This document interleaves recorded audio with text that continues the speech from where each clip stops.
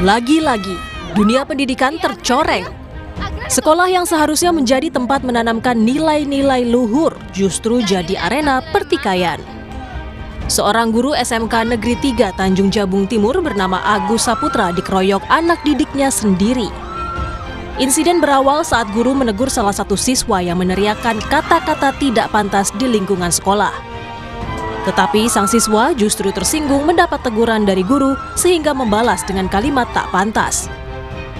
Merasa seperti ditantang, guru refleks menampar siswa sehingga memicu kemarahan siswa-siswa yang lain hingga terjadilah pengeroyokan oleh sejumlah siswa terhadap guru. Dalam rekaman video yang beredar, guru bahasa Inggris SMKN 3 Tanjung Jabung Timur ini sempat terlihat membawa senjata tajam. Aksinya itu sempat mengundang teriakan dari para siswa. Menurut sang guru, senjata tajam dibawanya hanya untuk menggertak dan melindungi diri dari pengeroyokan.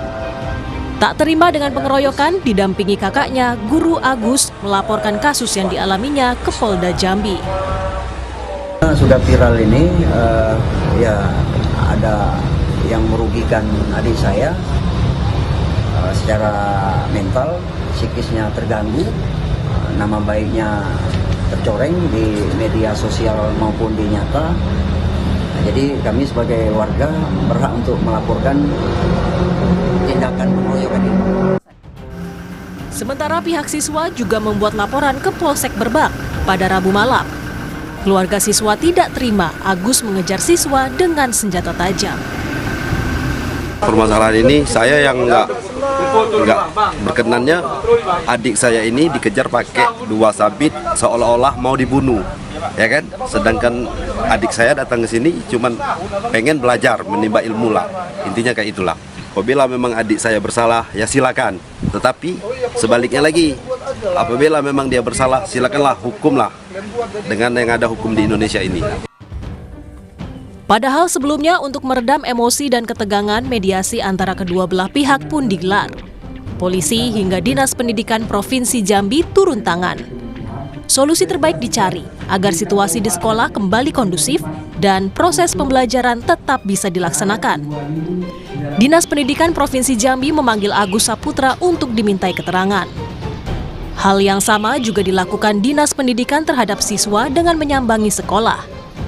Saat itu kedua belah pihak bersepakat menyelesaikan secara kekeluargaan. Tim Liputan, Kompas TV. Insiden siswa mengeroyok guru di Jambi ini saya diskusikan bersama Ubaid Matraji, Koordinator Nasional Jaringan Pemantau Pendidikan Indonesia. Mas Ubaid, apa kabar? Kabar baik, selamat malam Bang Tifa. Terima kasih sudah bergabung bersama kami. Ada pengeroyokan di lingkungan sekolah, siswa berkata tidak pantas walaupun tidak ditujukan ke guru alasannya, lalu guru membawa senjata tajam dan itu di lingkungan sekolah. Fenomena apa ini? Jadi ini fenomena yang tidak hanya terjadi di bulan ini ya, tetapi di tahun-tahun sebelumnya sudah banyak terjadi hal yang serupa. Menurut catatan JPPI di tahun 2025, tahun kemarin, jadi di sekolah kekerasan itu ada kalanya dilakukan antara senior, junior, kemudian teman sebaya, kemudian yang ketiga adalah antara guru dengan murid. Lah di antara 3 model kekerasan di sekolah ini justru yang paling banyak jumlahnya sampai 57% itu adalah kekerasan antara relasi guru dengan murid. Jadi yang terjadi di Jambi ini adalah ya kita mengulang apa yang terjadi di 2025 di mana kekerasan antara guru dan murid ini kembali lagi terjadi. Bahkan di 2 minggu ya sekolah baru dimulai setelah libur panjang. Ini menunjukkan bahwa darurat kekerasan di sekolah ini menjadi masalah yang sangat serius ya. Faktor pendorongnya jadi, apa, banyak Mas? sekali faktor pendorongnya yang pertama ini tidak pernah dilakukan pendalaman secara serius ya. Yang pertama sanksi itu selalu tidak diberikan kepada pelaku gitu ya, sehingga pelaku merasa bahwa perbuatan kekerasan atas nama penertiban atas nama pendisiplinan itu terus dilakukan meskipun itu salah. Sanksinya paling administratif gitu ya.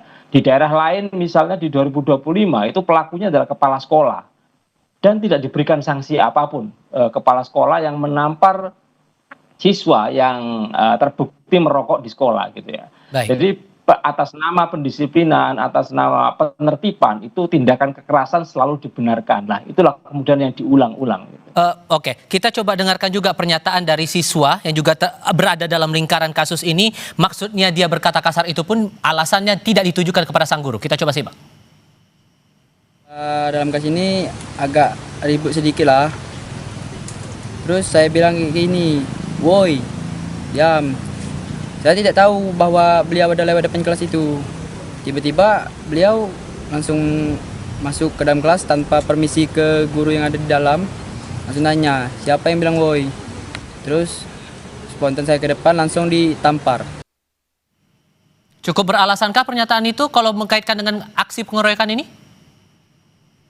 Ya, itu kan jelas siapa yang pertama kali melakukan aksi kekerasan gitu kan.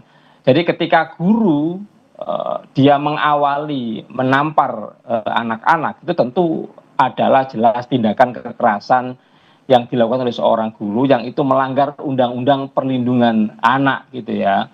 Dan juga peraturan Menteri Pendidikan tentang pencegahan kekerasan di sekolah dan juga budaya aman di sekolah gitu. Nah, ini menunjukkan bahwa pendekatan pedagogis di sekolah ya tadi juga ini menjadi penyebab kenapa kekerasan itu sering terjadi di sekolah, yaitu pendekatan pedagogis di sekolah itu sangat buruk sekali gitu ya.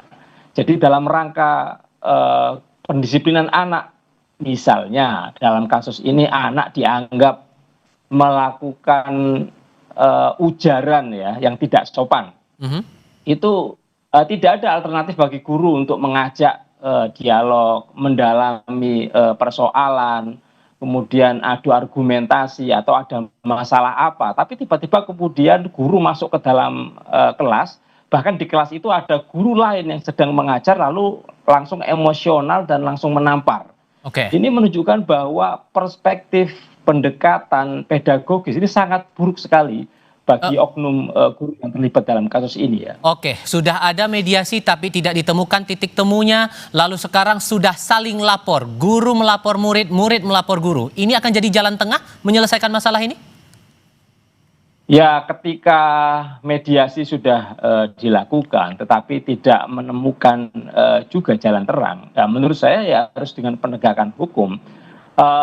Siswa ya perlu mendapatkan keadilannya gitu ya. Guru kalau memang merasa dia merasa benar ya perlu mendapatkan keadilannya gitu. Jadi jangan sampai kemudian kejadian siswa seakan-akan mengeroyok guru lalu guru menjadi kebal hukum gitu. Karena itu kita buktikan saja di pengadilan. Siswa melapor, guru juga melapor, mari kita gelar perkara di pengadilan. Jadi tidak ada yang kebal hukum di sini. Jika siswa melakukan pelanggaran, betul, ya mereka harus menerima konsekuensi hukuman gitu ya. Begitu pula guru. Jangan kemudian di tahun 2026 ini Januari ya muncul Permendikbud tentang perlindungan guru. Lah saya khawatir ini ada Permendikbud nomor 6 tahun Permendikbud nomor 4 tahun 2026 ini menjadi dalih guru menjadi kebal hukum. Jadi guru atas nama penertiban dia boleh melakukan kekerasan, atas nama siswa melanggar aturan lalu guru boleh melakukan kekerasan. Ini tidak boleh terjadi karena undang-undang perlindungan anak itu jelas nggak boleh ada kekerasan di lingkungan sekolah. Itu tadi tidak boleh terulang entah itu di sekolah yang sama maupun di sekolah lainnya karena lingkungan sekolah harus aman buat semua warga sekolah, pendidik, tenaga kependidikan bahkan siswanya sekalipun. Mas Ubaid, terima kasih sudah berdiskusi bersama kami. Selamat malam Mas.